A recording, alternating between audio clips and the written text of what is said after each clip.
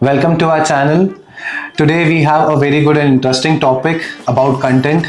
कैसे कंटेंट को क्रिएट करें और कैसे ये कंटेंट आपके वेबसाइट को रैंक करेगा प्रायोरिटी बेसिस पे, इसके बारे में है। पर इससे बहुत इंपॉर्टेंट ये पार्ट है कि हम उस कंटेंट को जब क्रिएट करने की प्रोसेस में होते हैं तो वो कंटेंट कैसे हमारा स्टैंड आउट करेगा दूसरों की नज़र में।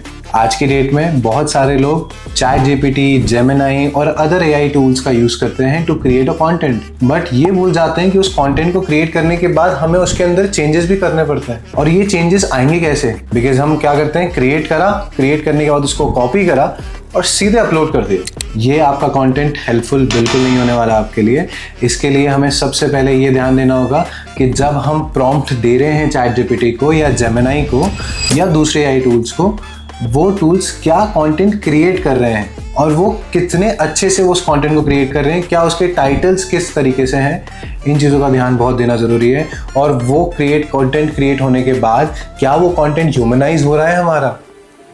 जब हम कंटेंट को ह्यूमनाइज कर रहे हैं तो ह्यूमनाइज करने के बाद हमारे टाइटल्स पे हमने ध्यान दिया, क्या सब टाइटल्स हमारे चेंजेस हैं जिसके अंदर वो टाइटल हमारे कंटेंट को अच्छे से रिप्रेजेंट कर पा रहा है। That is what important is, and इसका हम ध्यान बिल्कुल नहीं देते हैं। सो आज के इस टॉपिक पे ये समझना बहुत इंपॉर्टेंट है कि जो भी हम प्रॉम्प्ट देंगे हमारे एआई टूल्स को, वो जब वो कंटेंट क्रिएट करके देगा आपको, उसको डायरेक्ट अपलोड ना करें, उसको जाके ह्यूमनाइज करें, उसके टाइटल्स को मॉडिफाई करें, अपना पर्सनल टच इन्वॉल्व करें उस कंटेंट में। बिकॉज आपको ये देखना बहुत ज़रूरी है कि आपका यूज़र क्या उस कंटेंट तक रीच आउट कर रहा है और क्या वो अपने आप को उससे लिंक कर पा रहा है, क्या वो रिलेशनशिप मेंटेन कर पा रहा है कि यहाँ मुझे यही चीज़ पढ़नी थी या मुझे यही देखना था। And that's what important is, because जब हम किसी का भी कंटेंट पढ़ने जाते हैं, हम थोड़ा सा पैराग्राफ पढ़ते हैं और हम वापस चले जाते हैं।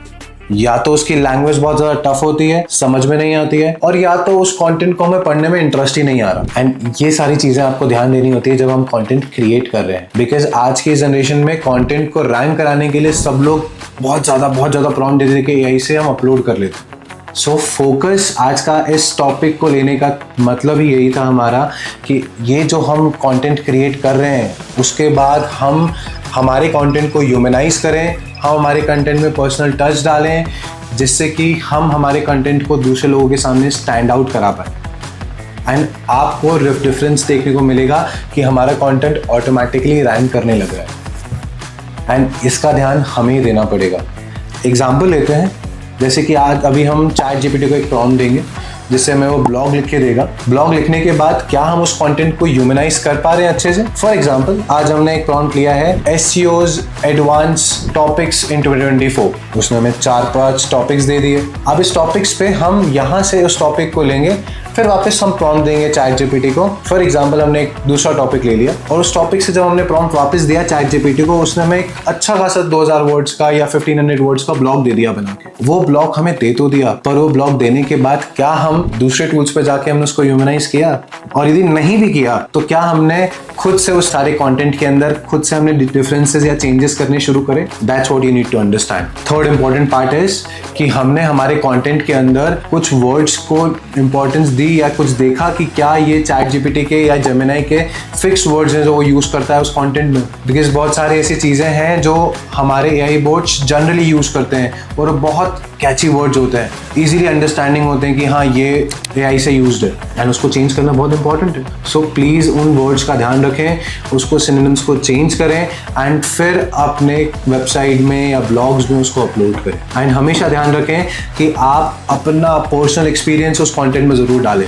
एंड न्यूमेरिकल नंबर्स, सबसे इंपॉर्टेंट चीज़, न्यूमेरिकल नंबर्स का हमेशा यूज़ करें। किसी भी बारे में आप कंटेंट क्रिएट कर रहे हैं, किसी भी बारे में बना रहे हैं, उसके अंदर क्या न्यूमेरिकल नंबर्स हैं, क्या वो कनेक्ट कर पा रहे हैं। जैसे कि for example around 40% of young people nowadays going on social media about searches. For example जैसे मुझे आज सर्च के लिए जाना है, कहीं खाने के लिए जाना है, रेस्टोरेंट के लिए जाना है, I am looking for a place. So मैं देख पा रहा हूँ कि मैं इंस्टाग्राम पे ज़्यादा जाता हूँ, बट मैंने ये चीज़ नोटिस की कि मैंने 40% वर्ड यूज़ किया। Because this is a definition of using the numerical numbers. जब हम ये यूज करते हैं, सो ये यूज करने के बाद गूगल का सर्च बोर्ड आपको प्रायोरिटाइज करता है कि क्या ये न्यूमेरिकल नंबर्स वाकई में करेक्ट है, और ये न्यूमेरिकल नंबर्स हमने जब लिए हैं तो ये हमारे कंटेंट को स्टैंड आउट करेगा दूसरे कंटेंट से। एंड इन चीजों का ध्यान हम बिल्कुल नहीं देते। यानी यदि हम यही न्यूमेरिकल नंबर्स टाइटल्स में डालने लगेंगे, ऑटोमेटिकली आपको डिफरेंस देखने को मिलेगा।